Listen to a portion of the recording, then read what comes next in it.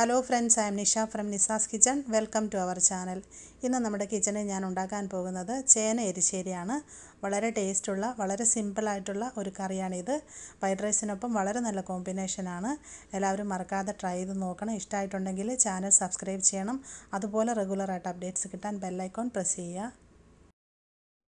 ഇതിലേക്ക് ആവശ്യമായ ഇൻഗ്രീഡിയൻസ്: ചേന 400 ഗ്രാം. ചേനയുടെ തൊലി കളഞ്ഞ ശേഷം നന്നായിട്ട് കഴുകി ഇടത്തരം വലിപ്പത്തിൽ കട്ട് ചെയ്തെടുക്കുക. തേങ്ങ ചുരണ്ടിയത് അരമുറി. ഇതിൽ നിന്ന് 4 ടേബിൾ സ്പൂൺ ലാസ്റ്റ് വറവിലേക്ക് മാറ്റി വെക്കണം.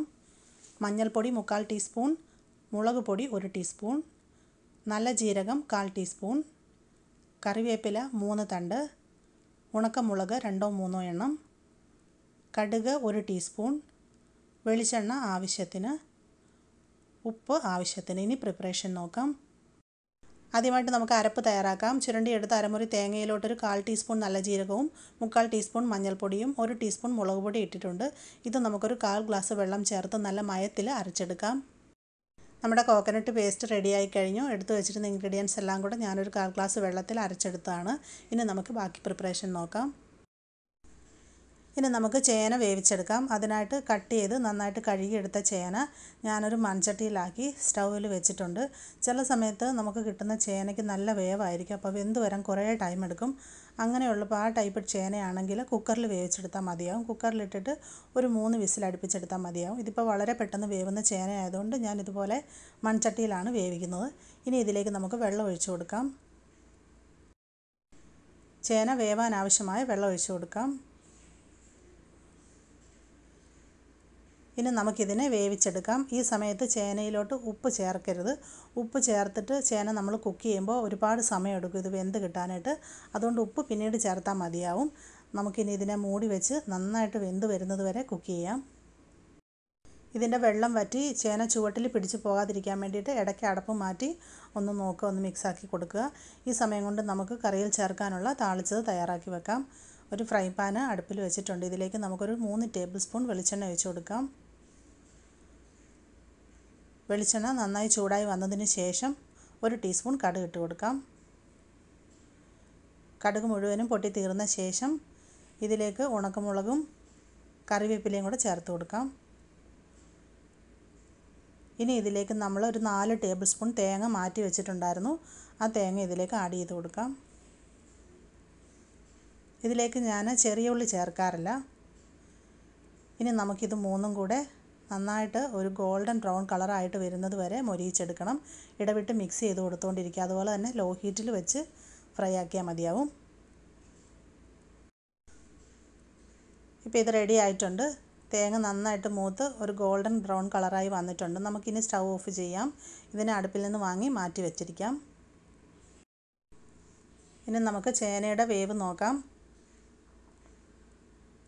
ഇതിപ്പോൾ നന്നായിട്ട് വെന്ത് ഉടഞ്ഞു വന്നിട്ടുണ്ട്.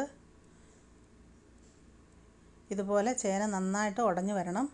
തവി വെച്ചിട്ട് ഇതുപോലൊന്ന് ഉടച്ചെടുക്കാം. ഇതിപ്പോൾ നന്നായിട്ട് വെന്തത് കൊണ്ട് പെട്ടെന്ന് തന്നെ ഇത് ഉടഞ്ഞു വരും.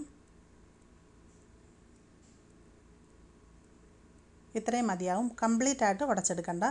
ഇനി അടുത്തായിട്ട് ഇതിലേക്ക് നമുക്ക് അരപ്പ് ചേർക്കാം.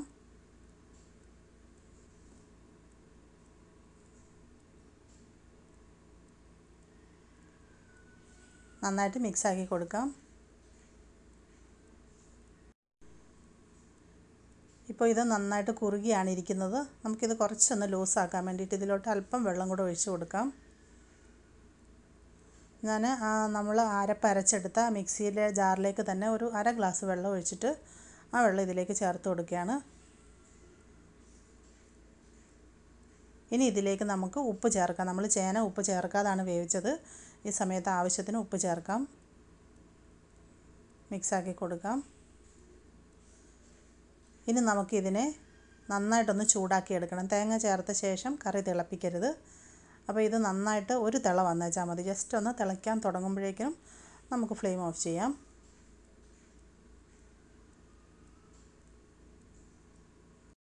ഇപ്പം നമ്മുടെ കറി നന്നായിട്ട് ചൂടായി വന്നിട്ടുണ്ട്.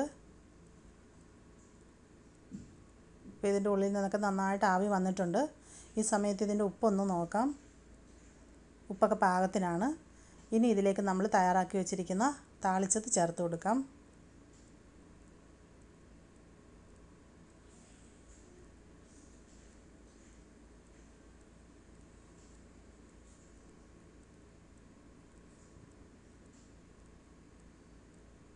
മിക്സ് ചെയ്ത് കൊടുക്കാം.